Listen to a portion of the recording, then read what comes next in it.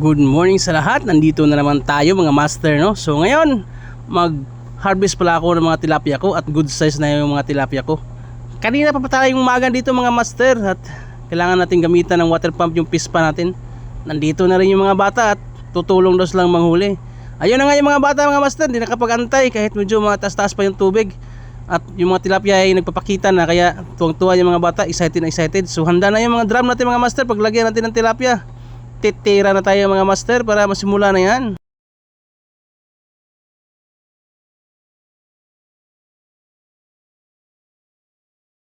Ayun na nga mga master, sobrang bigat ng tilapia na nahuli ko master. Nahirapan akong dalhin sa taas.